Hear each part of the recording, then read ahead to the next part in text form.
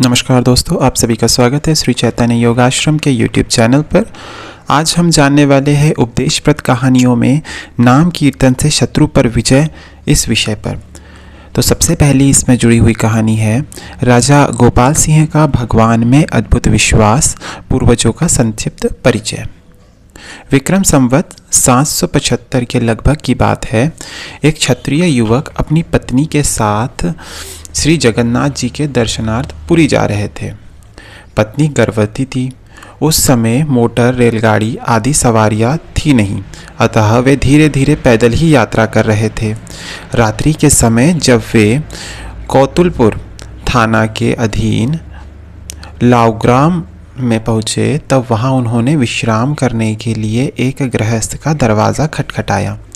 गृहस्थ ने उनका इतना बड़ा सत्कार किया मानो कोई बहुत पुराना मित्र आया हो और वे उसके आने की आशा से इतनी रात तक प्रतीक्षा में बैठे हो। उसी रात्रि में क्षत्रिय युवक की पत्नी ने एक सुंदर पुत्र उत्पन्न किया। यही शिशु आगे चलकर मल्ल राज्य का आदि संस्थापक हुआ। इसी से इसे आदिमल्ल कहते थे। आदिमल्ल ने जिनके घर जन्म ग्रहण किया वे भी क्षत्रिय थे।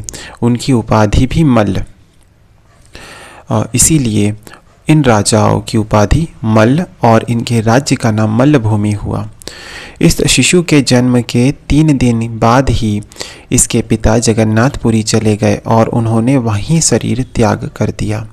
शिशु की माता का भी 20 दिन बाद लाउग्राम में ही देहांत हो गया। अतः लाउग्राम से उस आश्रयदाता दंपति ने ही शिशु का पालन पोषण किया। उसका नाम रखा गया रघुनाथ।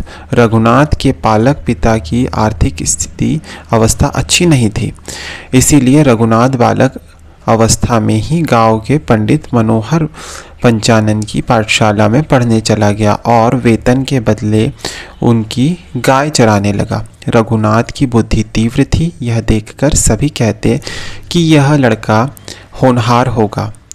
थोड़े ही दिनों में उनकी पाठशाला की पढ़ाई समाप्त हो गई। एक दिन रघुनाथ पंडित पंचानन महाशय की गाय चराने खेत गया था, किंतु जब दोपहर तक घर नहीं लौटा तब पंडित जी को बड़ी चिंता हुई। वे उसकी खोज में निकले। खोजते खोजते उन्होंने श्रांत रघुनाथ को एक बरगद के पेड़ के छाया में सोया देखा। उसके मुख पर पत्तों के भीतर से आकर धूप लग रही थी। उससे बचने के लिए एक बड़ा भारी विषधर सांप उसके सिरहाने फन को छत्र की तरह फैलाए बैठा था। यह देखकर पंडित जी को बहुत विस्मय हुआ और वे तुरंत समझ गए कि यह बालक साधारण मनुष्य नहीं, कोई महापुरुष है। कुछ देर बाद सांप चला गया और पंचानन पंडित रघुनाथ को लेकर घर लौटे।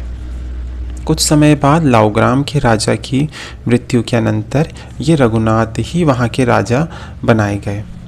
तब से मल्ल राज्य का आरंभ हुआ। रघुनाथ के मरने पर उनके पुत्र जयमल राजा हुए।